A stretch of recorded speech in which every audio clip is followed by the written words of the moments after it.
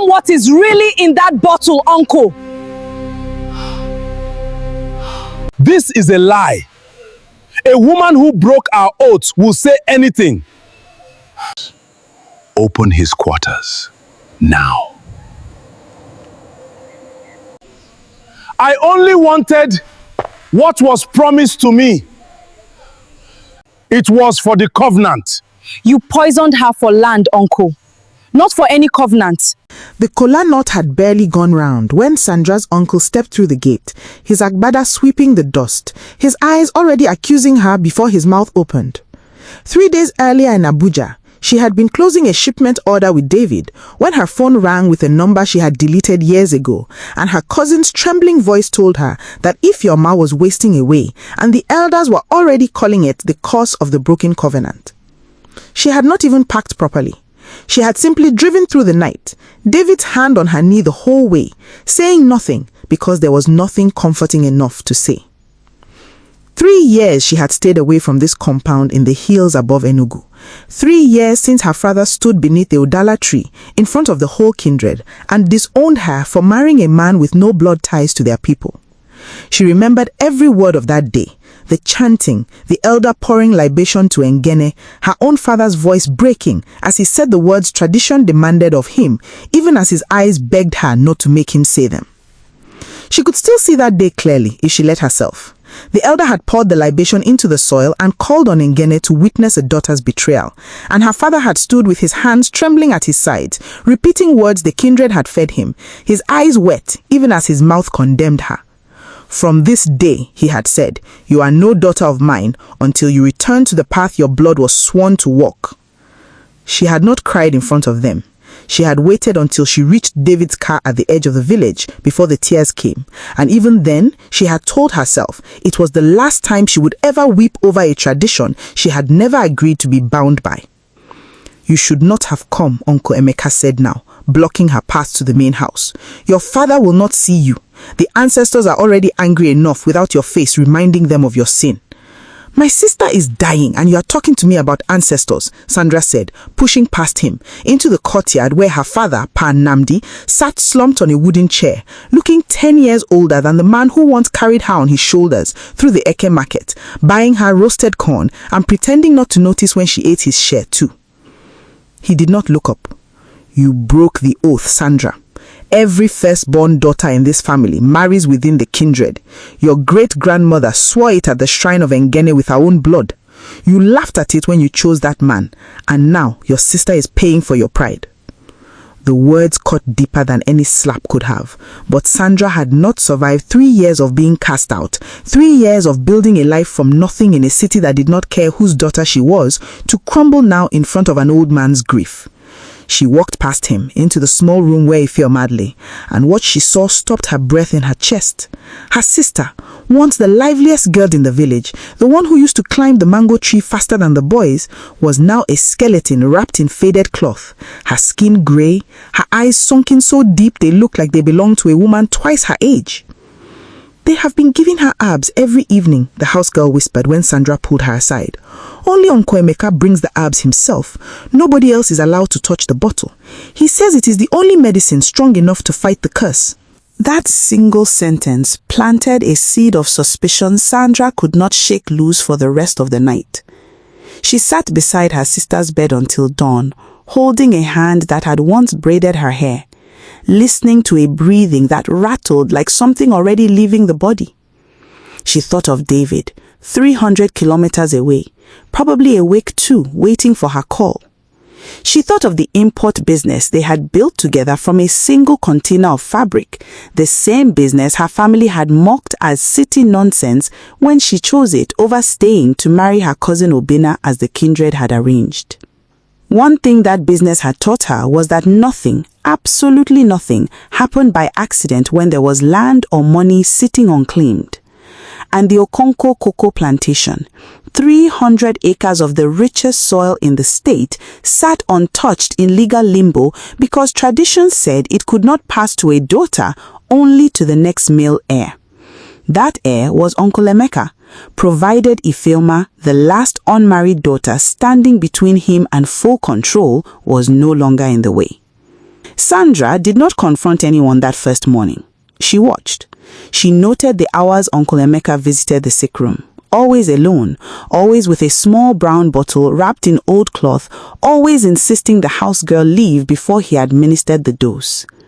She remembered enough of her chemistry classes from secondary school, the ones her father had once bragged about to the whole compound, to recognize 3 days later that the bitter almond smell on Ifeoma's breath was not from any traditional root. It was the unmistakable smell of cyanide, given in doses too small to kill quickly, but steady enough to look exactly like a slow-wasting curse to anyone who wanted desperately to believe in one. On the third night, Uncle Emeka found her standing outside the sick room door and gripped her wrist hard enough to bruise. "Whatever foolishness is running through your city-trained mind, drop it," he hissed. "You have already brought enough shame on this family. Do not add suspicion to it." She pulled her hand free without raising her voice, though her heart was slamming against her ribs. "I am not the one who should be afraid of suspicion, Uncle," she said quietly, and walked past him into the dark, leaving him standing there with a question he could not afford to ask out loud. She drove that same night to a private hospital in Enugu, paid for a toxicology test the village doctor could never have afforded to run, and sat in the parking lot for 2 unbearable days waiting for results, calling David every few hours just to hear his voice steady her own. "Whatever it turns out to be," he told her on the second call, his voice low and certain in the way it had always been since the day her family called him unworthy of her. "You are not carrying it alone. I am driving down at first light." She did not argue. For the first time since arriving in that compound, she let herself feel something other than dread. When the results finally came, confirming what her instincts had already screamed, she did not feel triumphant. She felt sick. Ifeoma was being poisoned, slowly, deliberately, by the only person in the family who stood to gain everything from her death. The hardest part was not the proof itself. The hardest part was carrying that proof back into a compound that had spent 3 years calling her cursed, knowing the people who needed to hear it were the very people who would not believe a disowned daughter without a fight. She almost lost her nerve twice on the drive back. Both times she thought of Ifeoma's hand in hers, growing colder by the day, and pressed the accelerator harder. She called for an emergency meeting of the kindred, the same elders who had stood at the shrine of Ngene 3 years earlier and pronounced her marriage a calamity waiting to happen. They gathered reluctantly under the ancient Udala tree as evening fell, Panamdi seated at the center looking like a man worn down by age. Bracing for one more disappointment from a daughter he had already buried in his heart, Uncle Emeka beside him with the easy confidence of someone who believed his crime would die quietly with his niece. "You called us here to beg forgiveness for the disgrace you brought this family," one elder asked, not unkindly, simply tired.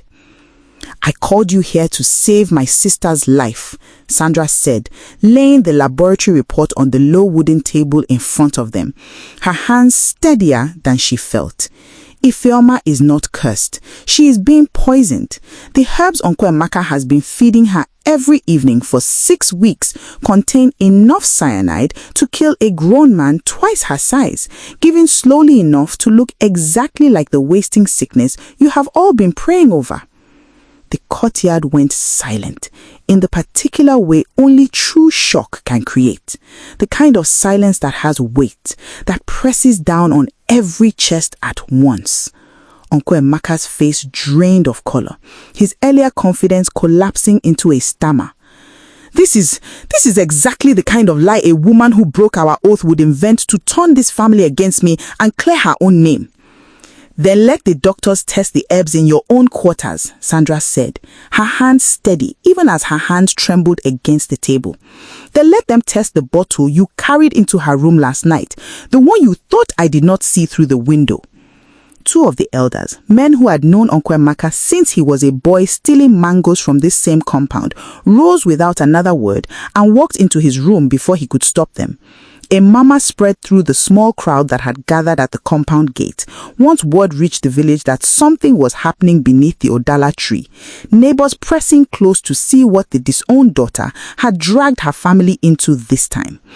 What the elders found inside, a small stash of rat poison purchased from a chemist in Onitsha, carefully diluted into the herba mixture he had been preparing with his own hands every evening, ended whatever argument was left in him. He did not run, he simply sank to the bare earth and began to cry. The same earth where as a young man he had once sworn before this same tree to protect his brother's children with his life.